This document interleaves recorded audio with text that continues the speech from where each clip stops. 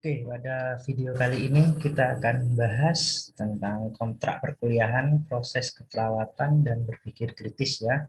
Jadi pada semester 2 ini ada mata kuliah baru ya untuk kurikulum baru. Ya walaupun memang awalnya ini merupakan mata kuliah lama ya, yang lokasinya seharusnya terletak pada semester dasar di semester 3 ya. Karena untuk kurikulum baru di sini akan dimajukan di semester 2 ya, terkait mata kuliah proses keperawatan dan berpikir kritis ya. Jadi topik-topik yang akan kita pelajari ya. Sebelum itu kita pahami dulu ya deskripsi mata kuliah dari proses keperawatan dan berpikir kritis ya. Jadi deskripsinya simpel sekali ya. Jadi mata kuliah ini membahas tentang konsep berpikir kritis dalam keperawatan dan proses keperawatan dengan penekanan pada proses diagnosis keperawatan. Ya, jadi nanti teman-teman akan belajar bagaimana proses keperawatan. Ya, jadi ada beberapa proses di dalam asuhan keperawatan. Nah, ada step-stepnya ya. Nah, jadi nanti insya Allah akan teman-teman pelajari dalam mata kuliah ini. Dan yang jelas juga akan belajar tentang bagaimana sih berpikir kritis. Ya, dalam arti berpikir kritis itu bisa menempatkan nih ketika ada dilema atau misalnya ada membutuhkan suatu keputusan, teman-teman akan belajar bagaimana nih untuk mengambil keputusan, menempatkan suatu keputusan itu seperti apa. Nah, itu ya yang intinya dari bisa berpikir kritis. Untuk capaian pembelajaran mata kuliah proses perawatan dan berpikir kritis ya. Jadi ada capaian belajar mata kuliah yang pertama dan kedua di sini. Yang pertama tentunya mahasiswa harapannya mampu menerapkan konsep berpikir kritis dalam perawatan seperti tadi ya yang sempat saya singgung ya. Terus yang kedua, mahasiswa mampu menerapkan proses keperawatan ya, termasuk proses diagnosis dalam menegakkan diagnosis keperawatan yang sesuai dengan kasus. Nah, ini pentingnya ya. Jadi bagaimana teman-teman itu bisa menegakkan diagnosis nantinya ya, bisa memastikan nih masalahnya apa nih, masalah keperawatan dan diagnosis keperawatannya itu seperti apa. Nah, itu juga penting sekali dalam mata kuliah ini. Jadi teman-teman ini merupakan mata kuliah yang basic ya, basic iya, tapi sangat penting sekali dan akan digunakan sampai nanti ya profesi sampai lulus pun jadi perawat nanti teman-teman akan menggunakan mekanisme atau proses perawatan ini. Ya, jadi harapannya teman-teman harus benar-benar memahami konsep dari mata kuliah ini. Ya, jadi benar-benar fokus ya dalam perkuliahan ini. Untuk bahan kajian di sini ya kurang lebih ada 8 ya, satu dengan kontrak ya. Jadi yang pertama kontrak ya, pada kali ini ya kita akan kontrak. Di sini salah satunya adalah materi terkait kontrak. Ya, yang mana nanti kita bisa dilanjutkan dengan diskusi ketika kita ini ya bersua melalui Zoom ya nantinya ya. Jadi ada penjelasan dan pengenalan daftar referensi juga nantinya ya. Yang kedua ada konsep dasar dokumentasi dalam proses keperawatan. Jadi teman-teman akan belajar konsep secara umumnya dulu ya. Apa sih proses keperawatan sebelum kita masuk ke tahap-tahapannya ya. Bagaimana sih mendokumentasikan itu akan teman-teman pelajari ya. Terus yang selanjutnya adalah bagaimana mulai masuk ke dalam proses perawatan yang pertama yaitu tahap pengkajian dan bagaimana menetapkan analisa datanya ya. Terus yang kedua, yang keempat ya di sini ada proses keperawatan tahap diagnosis, penentuan diagnosis ya dan dokumentasi analisa datanya seperti apa. Yang kelima, proses perawatan tahap perencanaan tindakan ya atau intervensi perawatan. Yang keenam, proses keperawatan tahap tindakan ya atau mengimplementasikan asuhan keperawatan ya. Yang ketujuh, proses keperawatan tahap evaluasi perawatan. Yang kedelapan, konsep berpikir kritis dalam keperawatan. Yang kesembilan, konsep pengambilan keputusan klinik dalam keperawatan.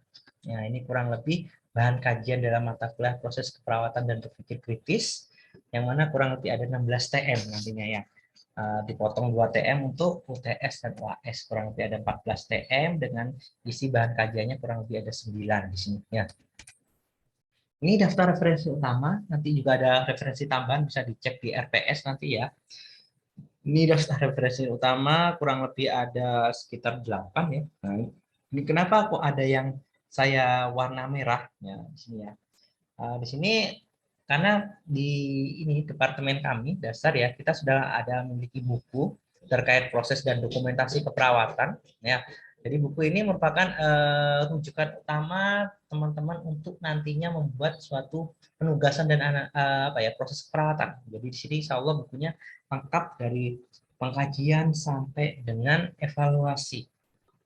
Nah, jadi harapannya teman-teman nanti eh, memiliki bukan berarti harus membeli ya. Jadi boleh pinjam punya senior kalian juga boleh, dan ini merupakan daftar rujukan utama nanti. Selain ini ya ada yang Nanda Niknok ya, ada SDKI, SLKI Siki, dan mungkin juga ada penelitian dari jurnal yang terkait.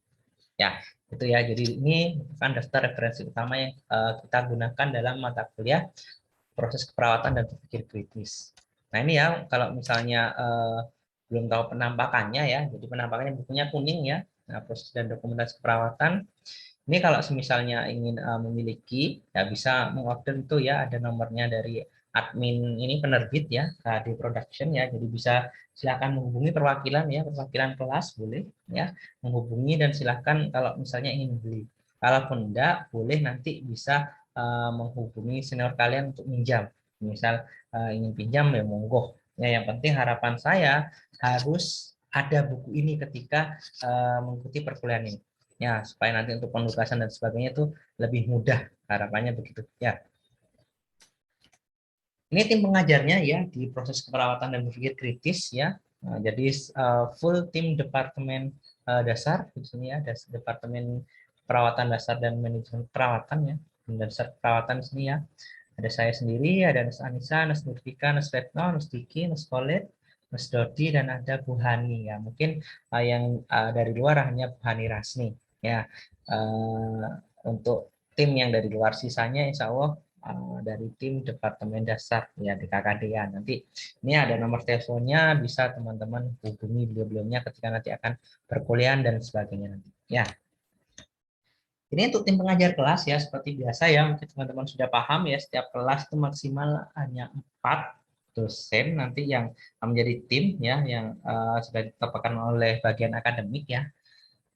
Ini untuk saya insya Allah masuk di semua kelas, tapi seperti biasa ya, mungkin teman-teman ingat ketika mata kuliah falsafah ya, jadi mungkin saya hanya masuk di awal ya dan di akhir ya untuk evaluasi, tapi dalam proses mata kuliah saya tetap memantau nantinya.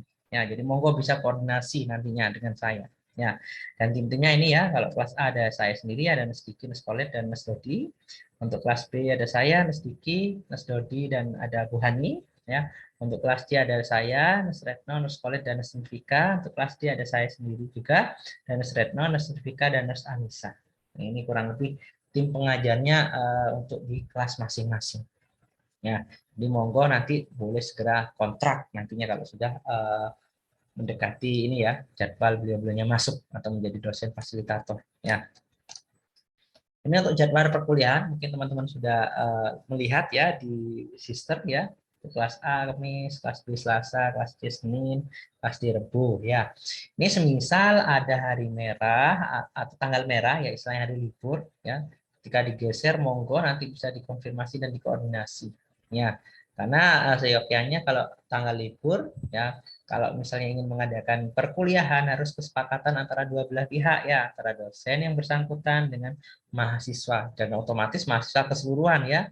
Nggak ada istilahnya mahasiswa mayoritas ya, misalnya dari 40 30 yang setuju kuliah, 10 nggak setuju, nanti akhirnya nggak ikut perkuliahan, nanti akan rugi ya. Monggo disepakati ketika clear deal dan untuk perkuliahan ya monggo tetap mengikuti perkuliahan walaupun misalnya di tanggal itu adalah tanggal merah ya, monggo disepakati. Karena kalau misalnya daring ya mau nggak mau ya lebih fleksibel iya ya, hanya ya monggo disepakati bersama-sama nanti sehingga tidak ada apa ya istilahnya ya yang merasa dirugikan nantinya ya.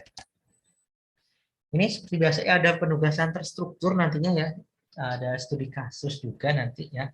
Jadi ada dua jenis penugasan ya, ada terstruktur yang individu dan ada tugas kelompok nantinya. Ya, ini ya nanti kita akan diskusikan panjang kali lebar mungkin ya. Mungkin ini hanya sekilas saja terkait di pengantar ya. Untuk individu ada resume dan mencari tambahan literatur nanti terkait konsep dasar dokumentasi dalam proses keperawatan secara umum. Yang mana itu sudah ada di LKM ya, mungkin bisa dicek LKM-nya nanti kalau ada yang kurang jelas bisa dikomunikasikan ulang ya. Untuk tugas kelompok, nah ini kelihatannya kok ada banyak ya tugas kelompok. Sebenarnya ini adalah satu kesatuan. Ya, jadi ya antara RTM 1 sampai RTM 6 ini adalah satu kesatuan, yang mana tugas kelompoknya yaitu membuat pengkajian, membuat diagnosis, membuat intervensi, implementasi, mengevaluasi, dan terakhir yaitu menganalisis terkait asuhan keperawatan. Ya, total ini menjadi suatu kesatuan. Ya, ya walaupun nanti akan digarap atau dipresentasikan di setiap minggunya nanti ya, ketika pengajian nanti fokus pengajian dulu yang sampai analisa data seperti apa. Setelah itu dilanjutkan minggu depannya untuk membuat diagnosis. Setelah itu dilanjutkan di minggu depannya lagi terkait intervensi. Begitu seterusnya sampai evaluasi, baru terakhir nanti analisis, dianalisis. Ya, terus kapan mau harus dikumpulkan ya? Otomatis ya untuk pengajian ya sebelum ini ya, sebelum presentasi pengajian. Nah, nanti dosen fasilitatornya beda-beda. Dan yang terakhir analisis asuhan perawatan nanti di TM ke-15, karena semuanya nanti akan dengan saya ya, di TM ke-15 itu harus sudah ready dianalisis dan dipresentasikan dengan saya untuk semuanya nanti. Nah, itu ya untuk penugasan tersebut. Ini contoh ya untuk individu, mungkin nanti bisa dilihat di LKM. Ini untuk contoh nih hasil akhir tugas kelompok misalnya ya. Nah, ini ada nanti ada laporan akhir ya, ketika nanti presentasi akhir dengan saya harus sudah ready. Ini ada yang pengajian nanti ya, ada penentuan diagnosis dan sebagainya. Nah, nanti kita akan bahas panjang kali lebar nanti ketika diskusi terkait penugasan. Ya. Untuk kita penilaian, jadi ada perbedaan memang ya. Kalau dari sebelum-sebelumnya mungkin, oh ada nilai keaktifan dan sebagainya. Ya, sebenarnya sekarang juga masih tetap ada nilai keaktifan, tapi kita bagi di setiap sub capaian pembelajaran mata kuliah. Ya, jadi ada kurang lebih ada 8 ya sub CPMK nanti, yang mana nanti sub CPMK 1 yang tugas individu tadi ya, kurang lebih nilainya adalah 10% ya dari 100% ya bisa dinilai ya. Dan ini ada sub CPMK 2 sampai 6 kok ada 77 ya. Ya, karena setiap poin di skor ketika presentasi dan pengumpulan tugas di pengkajian, diagnosis, intervensi, implementasi sampai evaluasi itu akan ada penilaian dari dosen fasilitator, dan itu bobotnya 7%. Jadi kalau dijumlahkan semuanya kurang lebih 35% dari nilai. Cukup tinggi? Iya. Ya, tinggi sekali. Ya, bahkan hampir sama dengan tes UAS. Belum lagi ditambah dengan yang analisis yang terakhir. Ya, nah, itu ada 15% sendiri. Nah, nanti akan saya sendiri sebagai PCMK akan menilai dari keseluruhan untuk analisis kalian. Ya, jadi kurang lebih ada 60% untuk dari tugas individu dan tugas kelompok. Ya, jadi monggo harus dioptimalkan ya supaya dapat nilai yang maksimal. Dan untuk UTS UAS ada 40% ya. Jadi mekanismenya nanti multiple choice ya. Jadi 20% UTS dan 20% UAS. Ya, itu ya harap dipahami ya. Ini scoring akhir ya, mungkin tidak ada perbedaan dari mata kuliah yang lain atau dari semester yang pertama kemarin ya. Jadi kalau ingin dapat A ya minimal dapat 80 di skor akhir. Jadi 80%. Ya, dari total 100% tadi harus 80% nih. Nah, itu baru dapat A. Kalau AB ya antara 75 sampai kurang dari 80% ya 79,99%. Ya, seperti itu ya. Begitu pula seterusnya. Ya. Nah, jadi sama ya untuk nilai ambang kelulusan tuh adalah C ya, minimal dapat 60.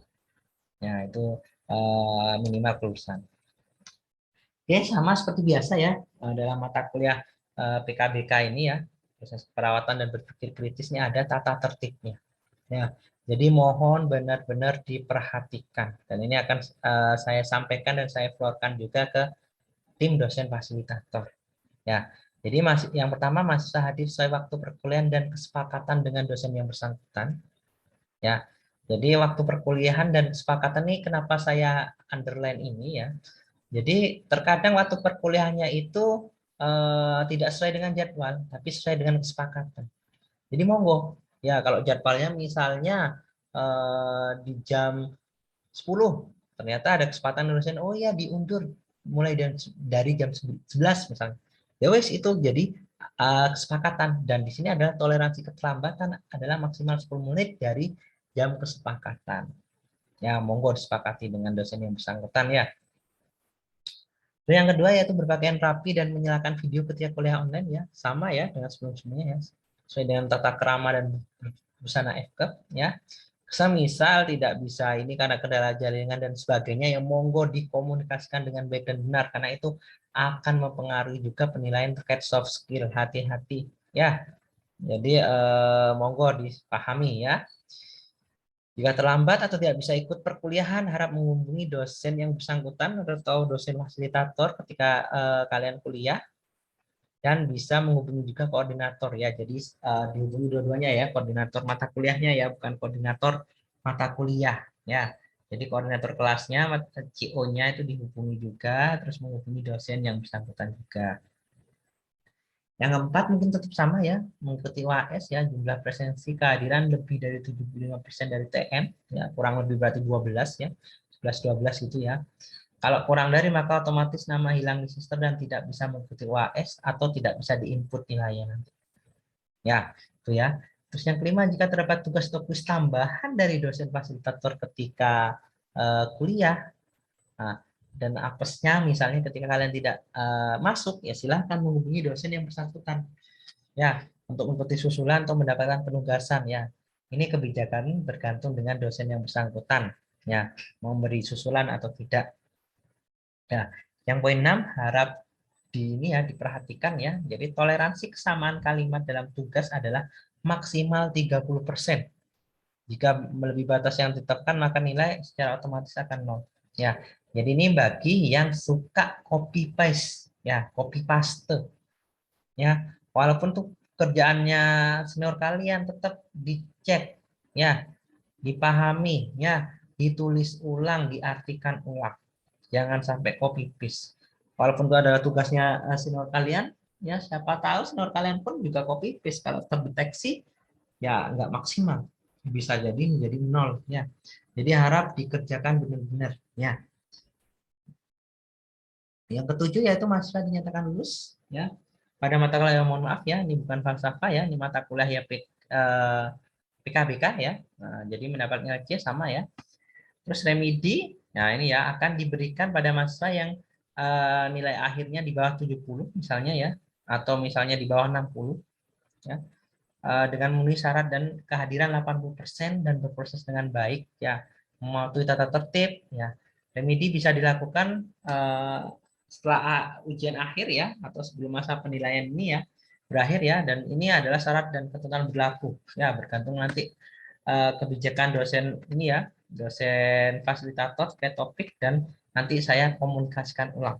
Ya, jika memerlukan berarti ya oke, kita bisa remedi ya. Misalnya yang nilai jeleknya cuma satu atau dua orang dari sekian, ya berarti kan aneh nih, kenapa nilai jelek? Nah, karena saya telusur dulu dari dosen fasilitator. Jika dapat nilai jelek karena memang kesalahan dari mahasiswa, ya berarti akan tidak diadakan remedi.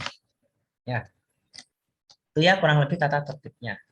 Oke, itu mungkin yang bisa saya sampaikan terkait kontrak perkuliahan ya. Jadi harap dipahami dan harap ini ya dimengerti terkait isinya ya. Jadi kita mungkin akan lanjutkan di proses diskusi terkait penugasan ya. Gitu ya. Jadi terima kasih, good luck untuk mata kuliah proses perawatan dan berpikir kritis ya. Terima kasih, sampai jumpa di lain kesempatan.